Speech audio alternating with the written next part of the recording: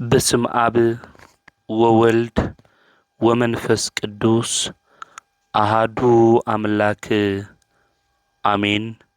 يتوارك እግዚአብሔር أملاك أبوينا لزاب صهنا اسكزاتي ساعات قدمو كله لعلو كله نبزا ساعات زيآ زبصحنا ناي أبوتاتنا ناي قدوسان أملاك ناتناون أملاك قدوس እግዚአብሔር سمو استخبرن زتمسجنن يخون أما أملاك ولاديت أملاك قدست قدوسان دنجل ماريام سلفصوم أدونتا سلفصوم خبرن مسجانان يبصحيا خموون قدوسان أبوتاتنا قدوسان أديتاتنا بستوهاوم خبر متن خلو مسجانا يبصحيوم أبستفلالي عالم خوينكم زي منفساوي ميديا زي اتكتاتلو سدرا እግዚአብሔር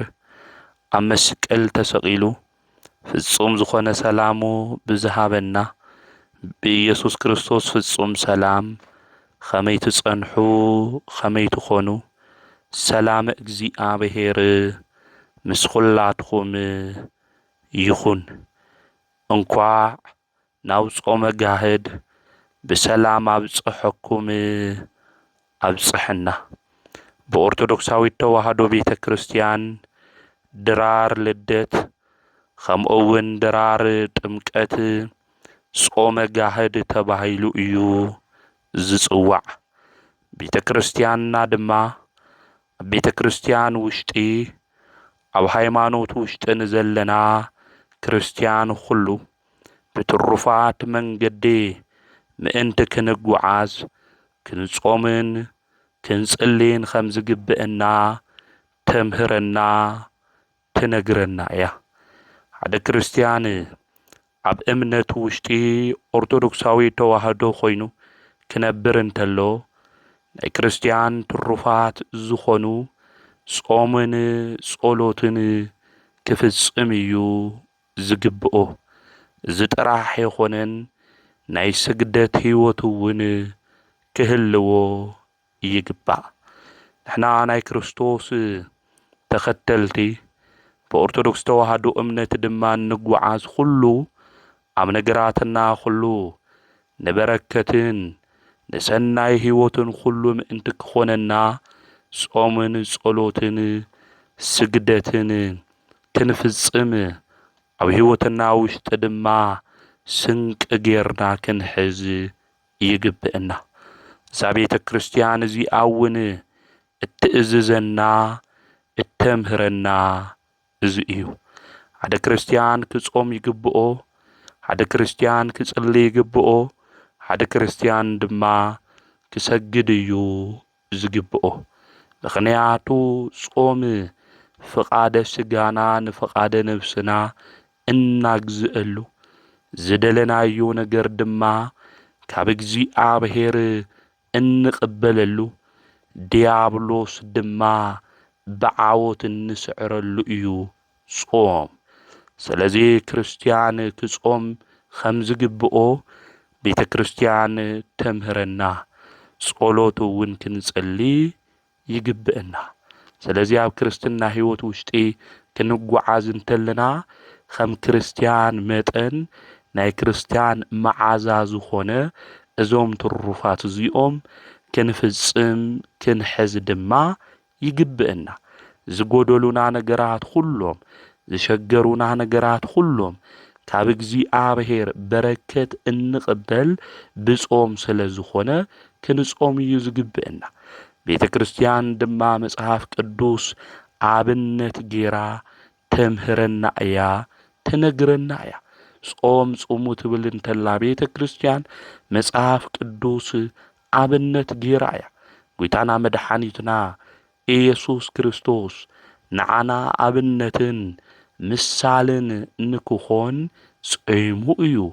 40 መዓልቲ 40 ለይቲ ጾይሙ እዩ። ንሱ ጾይሙ ንዓና ድማ ጹሙ ኢሉ ኣዚዝና እዩ። ከምዚ ዝበለ ዘመድ ብዘይ ጾምን ጸሎትን ክወፅእ ኣይኽእልን ኢሉ ድማ ነጊረና እዩ። ኣብ ማቴዎስ ወንጌል ምዕራፍ 17 ክናነብብ እንተለና ጎይታ ድማ ከምዚ ጾመ ኣብ ማቴዎስ ወንጌል ምዕራፍ 4 ክናነብብ እንተለና ንረኽቦ ኢና። ብዚ መንገዲ እውን ቤተ ክርስቲያን ተምህረና እያ ማለት እዩ። ስለዚ ቤተ ክርስቲያን ዝሰርዐቶ ኣጽዋማት እኒአው እዮም። ስለ ጾም ክንናገር እንተለና ናይ ኣዋጅ ጾም እኒአ እዩ። ካብቶም ናይ ኣዋጅ ኣጽዋማት ድማ ሓደ ጾመ ጋህድ እዩ። ንሎማዓንቲ ኣምላኽና ቅዱስ እግዚኣብሔር ብዝገለጸልና ጥበብን ምስጢርን እንመሃሮ ድማ ስለ ጾመ ጋህድ እዩ። ካብቶም ናይ ቤተ ክርስቲያንና ትእውጆም 7 ኣጽዋማት ሓደ ዝኾነ እቲ ናይ መጀመርያ ጾም ዓብዩ ጾም እዩ። ጎይታና መድኃኒትና ኢየሱስ ክርስቶስ ዝጾሞ ጾም ተመበል ካልኣይ ጾመ ነቢያት እዩ። ነቢያት ኣቦታትና ክርስቶስ ክውለድ እዩ ናብዚ ዓለም እዚ ድማ ክመጽእ እዩ ኢሎም ዝጾምዎ እዩ። ንሕና ድማ ኣብ ልብና ክርስቶስ ንክቕመጥ ክርስቶስ ኣብ ልብና ንክውለድ ኣብ ጸላት ልቦናና ንክነቕምጦ በረከት ነቢያት ድማ ንክንቕበል እዚ ጾም እዚ ንጾሞ ኢና። ተመበል ሳልሳይ ጾመ ድህነት እዩ። ሮብዕን ዓርብን እንጾሞ። እቲ መበል ራብዓይ ጾመ ሐዋርያት እዩ። ትመበል ሓምሻይ ጾም ድማ ጾመ ነነዌ እዩ። ናነነዌ ህዝቢ ንሰለስተ መዓልቲ ንሰለስተ ለይቲ ዝጾምዎ ብሄራዊ ጾም ገይሮም ካብ ንጉስ ጀሚሩ እስካብ ኣብ ታሕቲ ዘሎ ሰብ ኩሉ ዝጾሞ ካብ ሊቅ እስካብ ደቂቅ ዝጾሞ ጾም እዩ። ብሕብረት ኮይኖም ናብ ኣምላኾም ናብ እግዚኣብሔር ለሚኖም ካብ እግዚኣብሔር ምሕረት ዝረኸብሉ ጾም እዩ ጾመ ነነዌ። ቀጺሉ ዘሎ ጾመ ፍልሰታ እዩ።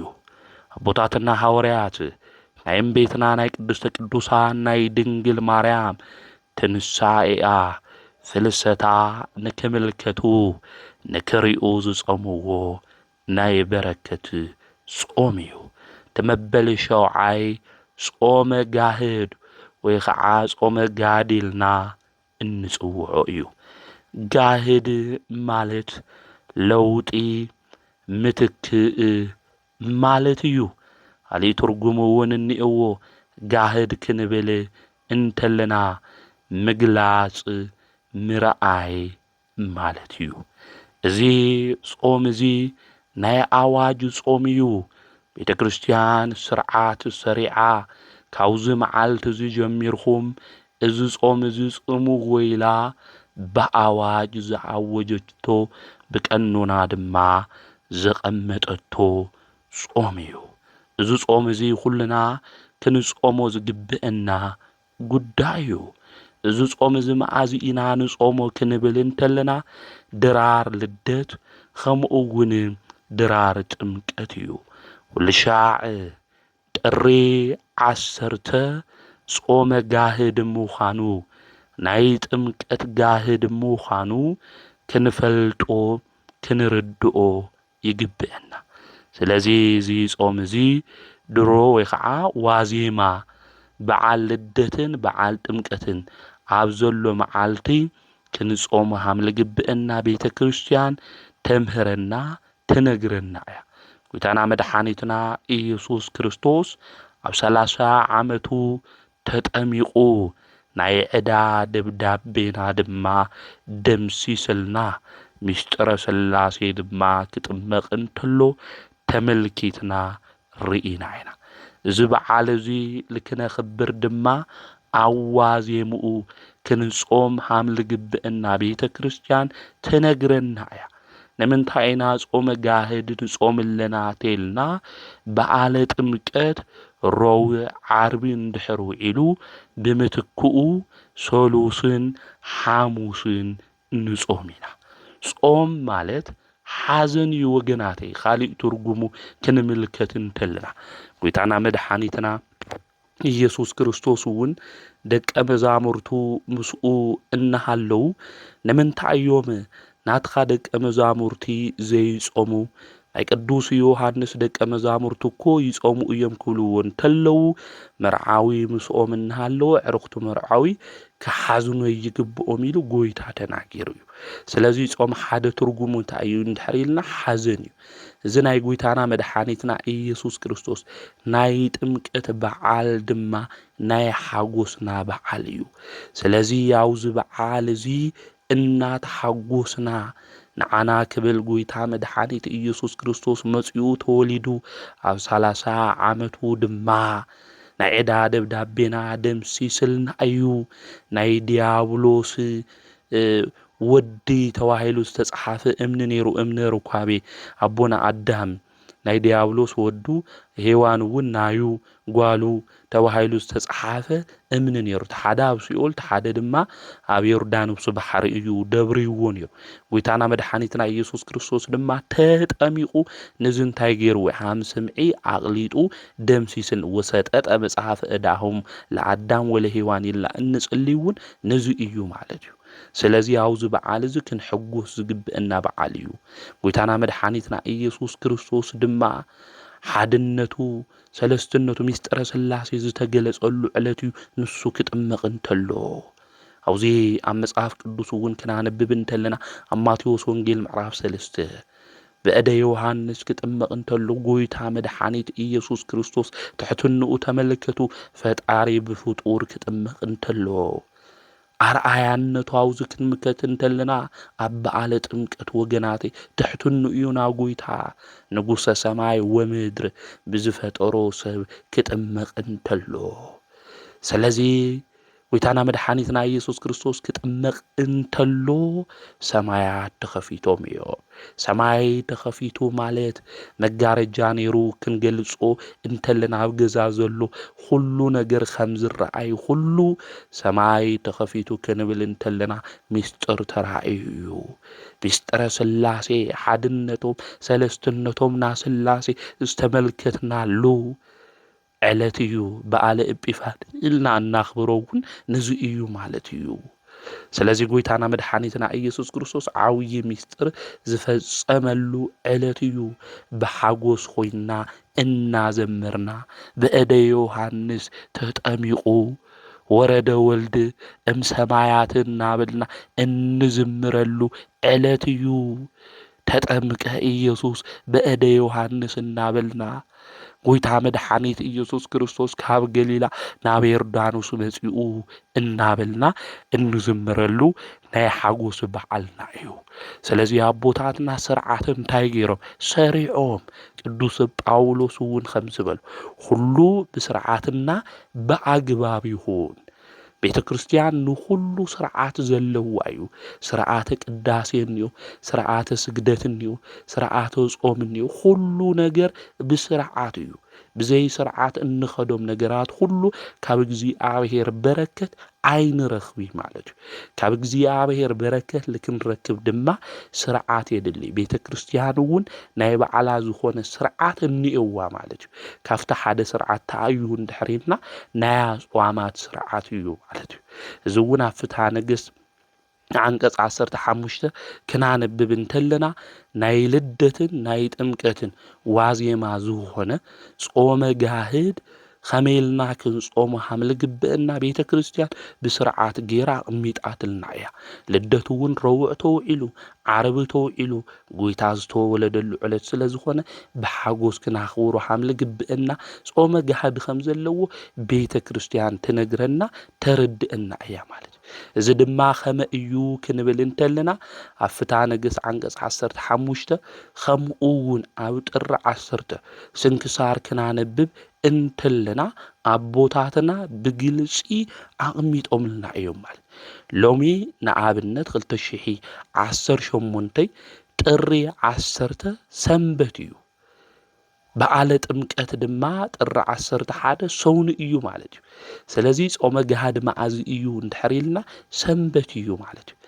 ስለዚ ሰንበት ጾመ ጋህድ ስለ ዝኾነ ከመይልና ኢና ክንጾሞ ዝግብአና ቀዳምስ ይብላዕ ድዩ የብላዕ ምክንያቱ ሓደ ትምህርትታት ዓርብ ጾሙ ቀዳም እውን ጾሙ ሰንበት እውን ጾሙ ኢሎም ይእውጁ እዮም ሎሚ 2018 ድማ ጋህድ ሰንበት ስለ ዝኾነ መዓዝ ኢና ንጾም ዝብል ሕቶ ይለዓል እዩ ጾመ ጋህድ ኣብ ጥምቀትም እንዮ ከምኡ እውን ኣብ ልደት እንዮ ከዚ ንነጋገሮ ለለና ኣብ ጥምቀት ለሎ ጋህድ እዩ ኩሉ ሻዕ ጥሪ 10 እዩ ማለት እዩ ስለዚ ቀዳም ንበልዕ ኢና ማለት እዩ ቀዳም ንበልዕ ኢና ሰንበት ግን እስካብ 6 ሰዓት እስካብ 7 ሰዓት የንጸንሒ ማለት እስካብ 9 ሰዓት የንጸንሒ ምኽንያቱ ብሰንበት ክንጾም ሃምለ ይግብአና ቤተ ክርስቲያን አዚዛትና እያ ማለት ስለዚ ኸመይልና ኢና ንሕልፎ ተባሂሉ ጥሪ 10 ሰንበት ስለልኾነ ካብ ጥሉላት ምግቢ ካብ ናይ ስዕረት ምግቢ ማለት እዩ ካብ ናይ ስዕረት ምግቢ ተኸልኺልና ጾዩምና ከም ዓውዩ ጾም ማለት እዩ ከም ነቢያቱ ጾም ቀዳሚ ሰንበት ክመጽእ ተሎ ጥሉላት ምግቢ ንበልዒ ናይ እንስሳ ተዋጽኦ ዝኾኑ ስጋ ዝኾነ ናይ ስዕረት ምግቢ ንበልዒ ስለዚ ሎሚ ጥሪ 10 ሰንበት ስለልኾነት ሰንበት ታይ ንገብሪ ማለት እዩ ጥሉላት ምግቢ የንበልዒ ማለት እዩ ናይ ስዕረት ምግቢ የንበልዒ ማለት ቅዳሴና ምሳ ቅድስና ንግሆ ግን ናይ ጾም ምግብና እንታይ ንገብር ኢና ንበልዒና ብዚ መንገዲ ድማ ትጾም እሱ ጾም ጋህድ ናይ ሎሚ ብዚ መንገዲ ኢና ክንሕልፎ ዝግብአና ማለት ሓደ ሰባት ግን መጽሐፋዊ ዘይኾነ ጾሙ ሃም ዝግበሩ ዝኹኑ ኢሎም 3-4 መዓልቲ ልክንጾም ይእዙዙና ይነግሩና እዮም መጽሐፈ ስንክሳር ክናንብብ ተለና ጥሪ 10 ዝነግረና እውን እዚ እዩ ማለት እዩ ቀዳምን ሰንበትን እንድሕር ውዒሉ ትበዓል ድማ እንድሕር ሶኑ ኮይኑ ድማ ሰንበት ካብ ናይ ስዕረት ምግቢ ተኸልኺልና ትበዓል እሱ ክነኽብሮ ሃም ልግብአና ቤተ ክርስቲያን ተምህረና ተረድአና እያ ከምኡ እውን ቅዳሴ ለይቲ እዩ ኣብ ልደትም ኣብ ጥምቀትን ቅዳሴ ለይቲ እዩ 18 ሰዓት ድማ ክንጾም ሃም ልግብአና እዚ ክንፈልጦ ክንረድኦ ይግብአና ቁርስና በልዒና ብድሕሪኡ እንቆርብ ሰባት 18 ሰዓት ክንጾም ሃም ልግብአና ቤተ ክርስቲያን ብዚ መንገዲ እዚ ተረድአና ተነግረና እያ ሁሉ ነገር ድማ ቤተ ክርስቲያን ስርዓት እንይዋ እዩ ብዘይካ ስርዓት ሁሉ ነገር ክትገብር የትኽእል ዝቀያየር ስርዓት እውን ቤተ ክርስቲያን የብላይ ንሕና ንክንግልገሉ እዩ ተዋሂቡና ሓደ ሰባት ናይ ቤተ ክርስቲያን ስርዓት ከፍርሱ እንተለው ከም ድላይም ትገብሩ ተለው ንምልክት ኢና ጾም ንባዕሉ ዶግማ እዩ ሓደ ሰብ ክርስቲያን ኮይኑ ክጾም እንይው ናይ ጾም ስርዓቱ ግን ቀኑና ብዚ ኮንይው ሰዓቱ ሃምዝ ኮንይው ልብል ግን አቦታትና ዝሰርሕዎ ቀኑና እዚ ቀኑና እዚ መስፈርት ማለት ቤተ ክርስቲያን መሰረት ዝኾኑ ሰለስተ እንይው ዶግማ እንይው ቀኑና እንይው ትውፊት እንይው ማለት ብዞም ዓምድነት እዚኦም ቤተ ክርስቲያን መሰረትነት ሁሉ ስርዓታን ሕጋን ድማ ንምእመና ተምህርያ ተናገርያ ሓደ ሰብ ክጾም እንይው ዶግማ ካብ 7 ዓመት ጀሚሩ ዞም 7 አጽዋማት እዚኦም ክጾም እንይው ሚላ ቤተ ክርስቲያን በአዋጅ አውጃ ጾም ክንጾም ሃም ልግብአና ሃም ክርስቲያን ስርዓቱ ድማ ቦታትና እዮም ዝሰርዑ እዚ ስርዓት እዛ ፍትሃ ነገስ ስለሎ ሊቃውንተ ቤተ ክርስቲያን እዮም ቅዱሳን ብፁዓን አቦታትና እዮም ሰሪዖም ናይ ቀኑና ስርዓት ይሙ ሃም ደስታይ ክገብሩ ኢሉ ሓደ ሰብ ተላዒሉ ነገራት ሁሉ ከስተካክለ ይኽእል አቦታት ብጉባኤ ብሲኖዶስ መንፈስ ቅዱስ ማዕቆሎም ኮይኑ ስርዓት እሱውን ዝስራሕ ማለት ስለዚ አውዚ ናይ ስርዓት ነገራት ሁሉ ከም ዝመጸልና ከም እዩ ኮንደ ይኽእል ብልብላ ተሐሳስባ እንናገራ ሚዲያና ማሐላለፍ ልክ ሐምለ ይኾነ ናይ ቤተ ክርስቲያን ትምህርቲ እዚ እዩ ማለት እዩ ኣብ ጥሪ 10 ስንክሳር ኸይድኩም አንብብዎ ማለት እዩ ሶን እንድሕር ውዒሉ ጥምቀት ክጽወም ልግብኦ ሰንበት ምዃኑ ሶን እንድሕር ውዒሉ ሰንበት ግን ክንጾም እንተለና ክንገብሮ ልግብአና ተአዩ ካብ ጥሉላት ምግቢ ካብ ናይ ስዕረት ምግቢ ተኸልኺልና ቁርስና ክንበልዕኒ ቁርስና በልዕና ና ቅድስ እንድሕር ኮይና ማለቴ ክንቆርብ እንድሕር ኮይና ግን 18 ሰዓት ስለልብል ሶኒ ሓደ ሻዕ ንቆርብ ኮይና ትንቆርብ ተለና ንገብሮ ስርዓት ክንፍጽም ሃም ልግብአና ቤተ ክርስቲያን ተነግረና ተረድአና ሓደ ሰባት ድማ ጾም ትጾሙ ኢኹም ንምንታይ ኢኹም ጾም ትጾሙ መጽሐፍ ቅዱሳዊ ሆነ ኢሎም ዝናገሩ ሰባት እንዩ ክንበልዕ ክንሰቲ እንይና ጾም አድላይ ሆነ ኢሎም ዝናገሩ ኣብዚ ዘመን እዚ ብዙሓት እኒአው እዮም። ጾም ግን ካብ እግዚኣብሔር በረከት እንቕበለሉ እዩ። ብዙሓት ቅዱሳን ኣቦታትና ኣዴታትና ጾሞም ካብ እግዚኣብሔር በረከት ተቐቢሎም እዮም። ንሕና እውን ብሂወት ዘመንና ኩሉ ሃም ኣቦታትና ሐዋርያትና ነቢያት ጾምና ካብ እግዚኣብሔር በረከት ክንቕበል ይግብአና። ሊቀ ነቢያት ቅዱስ ሙሴ 40 መዓልቲ 40 ለይቲ ጾሙ ጸልዩ ካብ እግዚኣብሔር ጽላት ተቐቢሉ እዩ ማለት እዩ። ስለዚ ብዙሓት ቅዱሳን ኣቦታትና ኣዴታትና ጾሞም ካብ እግዚኣብሔር በረከት ተቐቢሎም እዮም። መጽሓፍ ቅዱስ እውን ከናነብብ እንተለና ብሐዋርያትና ብነቢያት መሰረት ተሃኒጽኩም ኢኹም እዩ ዝብል። ስለዚ ኣቦታትና ሐዋርያት ኣቦታትና ነቢያት ኣብነት ጌርና ክንጾም ክንጽልይ ይግባእ። ጎይታ መድኃኒት ኢየሱስ ክርስቶስ እውን ኣብነት ንክኾነና 40 መዓልቲ 40 ለይቲ ኣብ ደብረ ቆሮንጦስ ኣብ ገዳመ ቆሮንጦስ ዘርጊሑ ከይዓጸፈ ጠጠው ኢሉ ድማ ሸብረኽ ከይበለ ከይተቐመጠ 40 መዓልቲ 40 ለይቲ ተቐሚጡ እዩ ማለት። ስለዚ ናይ ኣጋንንቲ ስራሕ እውን ኣርእስተ ኃጣኡን እንብሎም ቶም ዓበይቲ ናይ ኃጢአት ርእሲ እንብሎም ጎይታና መድኃኒትና ኢየሱስ ክርስቶስ ስዒርዎም እዩ ኣብ ገዳመ ቆሮንጦስ ኣብነት ንክኾነና ምሳሌ ኣርአያ ንክኾነና ጎይታና መድኃኒትና ኢየሱስ ሰይጣን እትስዕረሉ መንገዲ ጾም እዩ። እንድሕር ጾምኹም እዞም ትዕቢት ተሸንፍዎ ኢኹም ስስዐ ተሸንፍዎ ኢኹም ኢሉ ናይ ዓለም ፍትወት ሁሉ ትስዕርዎ ኢኹም ኢሉ ጎይታ መድኃኒት ኢየሱስ ክርስቶስ ኣምሂርና እዩ ነጊርና እዩ። ኣቦታትና ሐዋርያት እውን ኣብነት ገይሮም ጎይቶኦም መድኃኒቶም ኢየሱስ ክርስቶስ ኣብነት ገይሮም ጾመ ሐዋርያት እንብሎ እኮ ጾሞም እኮ እዮም። ኣገልግሎት ቅድሚ ምጅማሮም ሐዋርያት ጾሞም እዮም ማለት። ስለዚ ንሕና እውን ብሂወት ዘመንና ሁሉ ነገራትና ክባረኽ ህይወትና ክባረኽ ክንጾም እዩ ዝግበአና። ኣብዚ ግዜ እኮ እንሪኦም እንሰምዖም ነገራት እኮ ጽቡቕ ይኾን ወገናተይ። ኣብዚ ግዜ እኮ በዓልና ለበዓልና ንቃተሊና ኣለና። ናይ ጭካኔ ዘመን ይለሉ ኣእዛንና ኩሉ ሻዕ ዝሰምዓኮ መርድኦ እኮ እዩ። ሰናይ ነገር እኮ ኣብዚ ግዜ ዜን ሰምዕ ኣለና። ስለዚ እግዚኣብሔር ሰናይ ዘመን ክበና ናይ ፍቅሪ ግዜ ክበና እቲ ዝነበረ ጥዑም ግዜ ምእንቲ ክምልሰልና ኣምላኽና ቅዱስ እግዚኣብሔር ብምህላ ናብኡ እንታይ ክንገብር ይግባእ? ክንልምኖ ይግብአና። ኣምላኽና ቅዱስ እግዚኣብሔር እንልምኖ ሓደ መንገድና ብጾም እዩ ማለት እዩ። ብዙሓት ኣቦታትና ሓዚኖም በኽዮም ተማህሊሎም ጾሞም ንኣምላኽና ንእግዚኣብሔር ለሚኖሞ እዮም። ኣምላኽና ቅዱስ እግዚኣብሔር እውን ሰሚዕዎም እዩ። ስለዚ ንክሰምዐና ሰሚዑ ድማ መልሲ ንክበና ኣምላኽና ቅዱስ እግዚኣብሔር ናብኡ ክንልምኖ ይግብአና። ብጾም ኾይና ብጸሎት ኾይና ብምህላ ኾይና ብንብዓት ኾይና ወገናተይ ክንልምኖ ይግብአና። ኣብ ውሽጥና ብዙሕ ሓዘን እኒአ እዩ። ኣብ ውሽጥና ብዙሕ ጎደሎ እኒአ እዩ። ኣብ ውሽጥና ብዙሕ ሽግር እኒአ እዩ። ንኣምላኽና ቅዱስ እግዚኣብሔር እንልምነሉ ሓደ መንገዲ ድማ ጾም እዩ ማለት እዩ። ኣብዚ ግዜ እዚ ለይጾምና መዓዝማ ክንጾም ወገናተይ?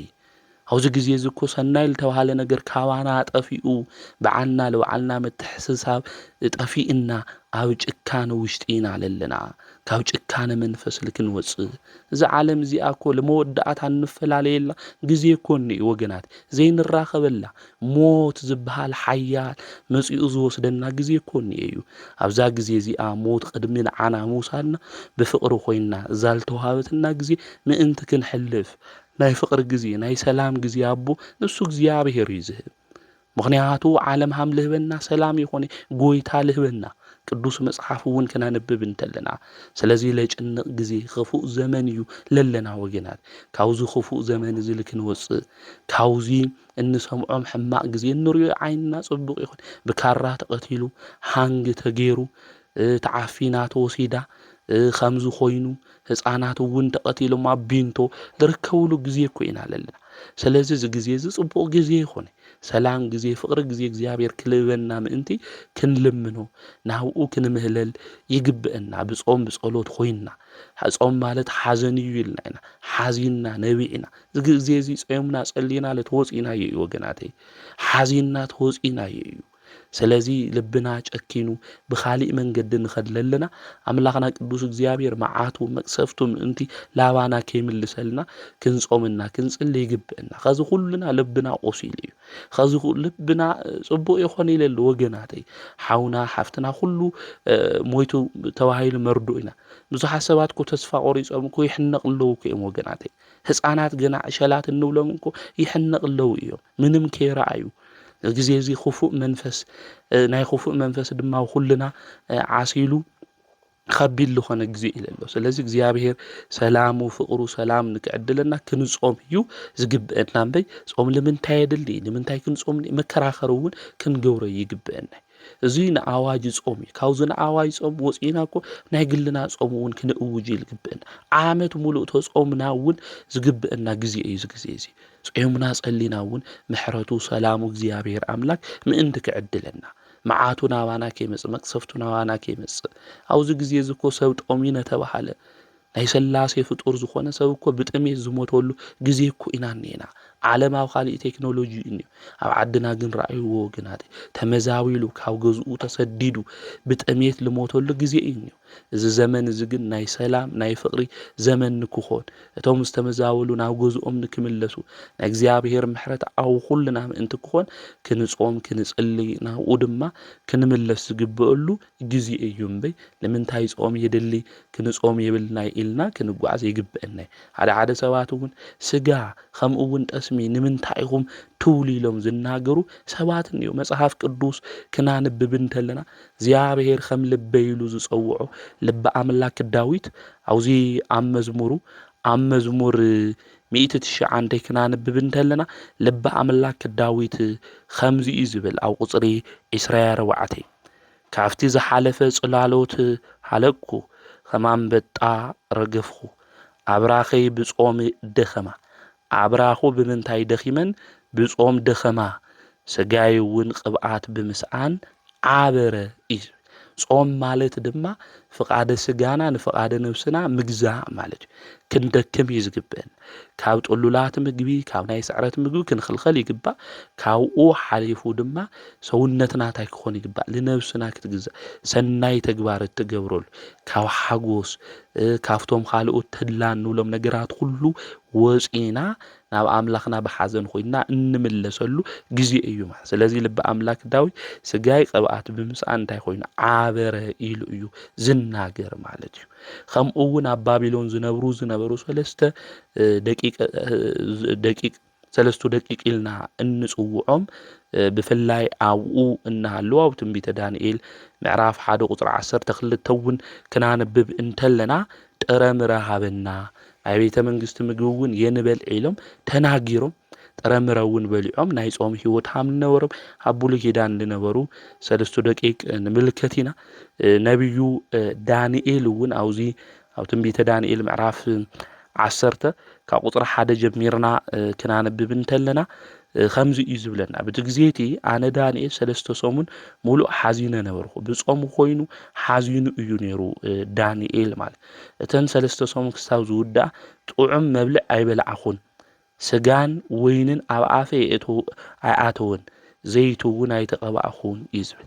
ስለዚ ኣብዚ ክንምልከቶ ዝግብአና ስጋ የበልዐይ ወይኒ የሰተየ ከምኡ እውን ዘይቲ የተቐበአ ጥዑም ዝበሃል ምግቢ እውን የበልዐይ ሰውነቱ የድክም ሃምሊ ነበረ ኣብዚ ክንምልከት ይግብአና። ስለዚ ኣቦታትና ኣብነት ጌርና ክንጾም እንተለና ብዚ መንገዲ ዝምዃኑ ስለዚ ቤተ ክርስቲያን ስጋ ጠስሚ ትብሉ ኢላ ትነግረና መንገዲ መጽሓፍ ቅዱሳዊ ኣብነት ጌራ ምዃና ኩልና ክንፈልጦ ከምኡ እውን ክንርድኦ እዩ ዝግብአና ማለት። ስለዚ ጾም ብጾም ግዜ ስጋን ጠስምን በአጠቃላይ ናይ እንስሳ ተዋጽኦ ዝኾኑ ተኸልኺልና ክንጾም ሃም ዝግባእ ቤተ ክርስቲያን ተምህረና።